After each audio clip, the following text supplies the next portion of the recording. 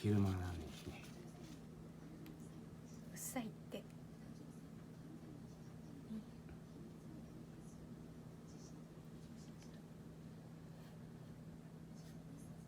どうですか今日は。調子いいですか。最高だみね。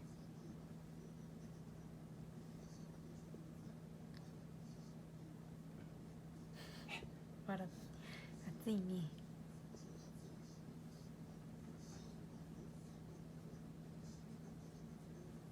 もっと撫でるのがいいね。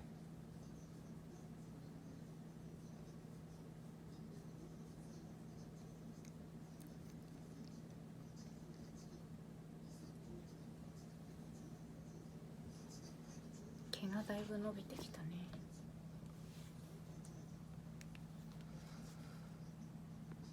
いいお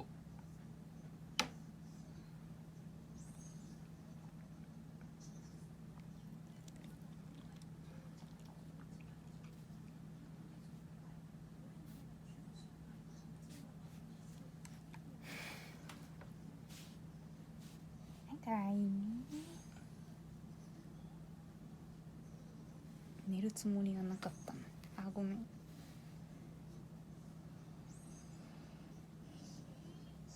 隠れて。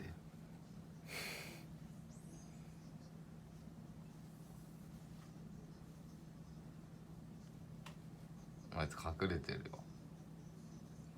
その足で見えないもん、左足で。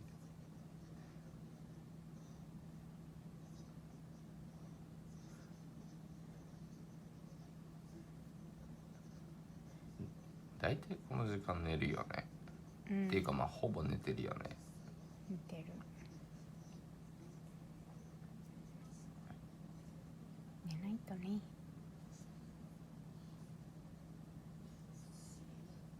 耳が気持ちいい。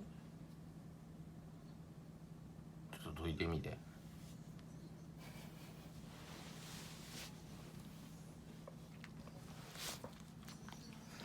遮蔽物がなくなっちゃった。こ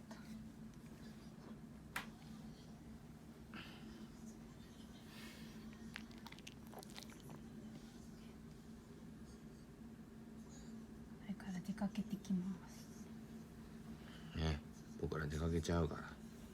やめろよ。バイバイ。